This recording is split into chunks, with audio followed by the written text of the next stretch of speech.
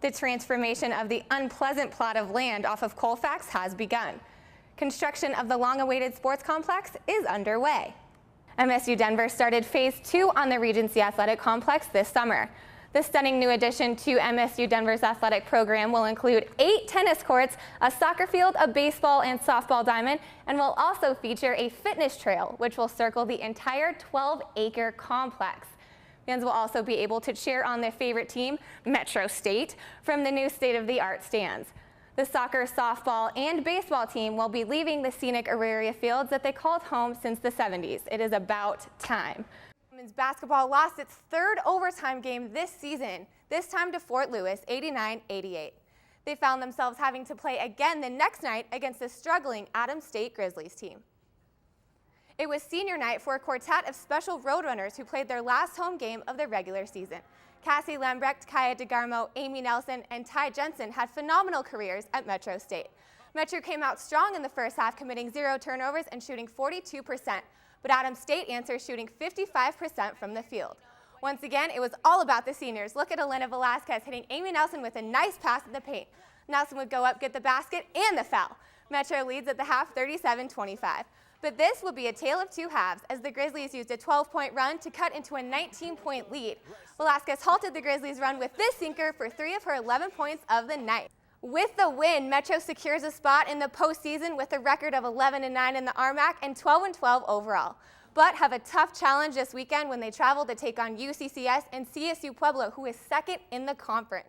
The Metro State golf team swings into the second half of their first ever season as an NCAA member and has Coach Ben Porty optimistic.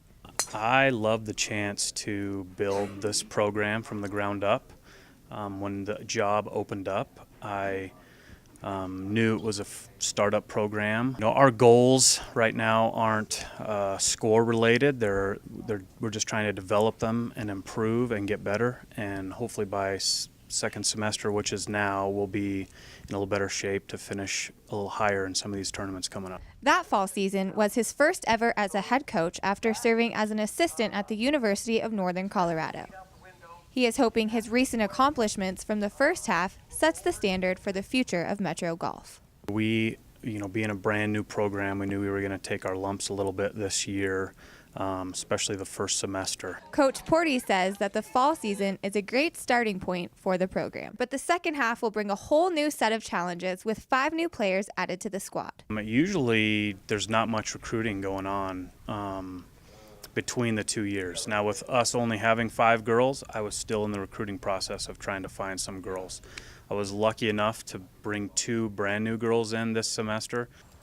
Though the team faces more challenges to come, finding a home course isn't one of them. One of my roles for getting this job was to find us a home golf course. We found Green Valley Ranch, which is a great facility, and Common Ground Golf Course. They both come with great short game areas, and that's what we like to focus on right now, and great golf courses and really good practice facilities.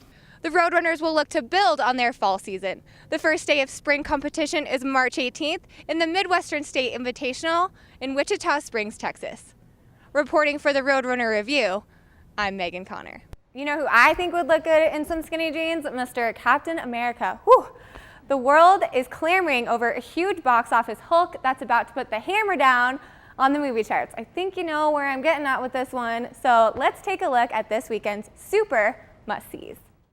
Those rising rent prices really are getting me nervous as a renter, not a homeowner. See, I don't have to deal with any of that yet, so I feel lucky there, but I know the day is coming pretty quick. You just wait. When you have to pay your own rent, it gets tough, so having those high prices really is not going to be good.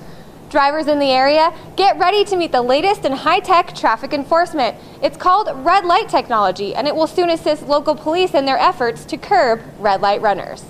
Recently, the police department contracted with a private vendor to provide red light technology enforcement. How that works is that a camera and a computer are set up at a different approach to an intersection. As a car violates a red light or a red arrow, a digital video sequence is taken of that violation. That violation will then be reviewed by a police officer, and if warranted, a ticket will be issued to the driver of that vehicle, or to the registered owner of that vehicle. Street sensors instantly detect the distance and speed for each car's chances of running a red with automatic cameras that record only the violations, not every vehicle. The proposed timetable for going online with red light technology enforcement is within the next 2 months. And Lieutenant Broadhead says this is an issue of safety, not revenue. The ultimate goal is to decrease the accident rate and therefore raise traffic safety at these targeted locations. Local police say if you practice good driving habits, you may not even notice the new red light technology. But if you're a driver who pushes the limit at stoplight intersections, then your next stop may be here at City Traffic Court. In Denver, I'm Megan Connor, 3430 Action News.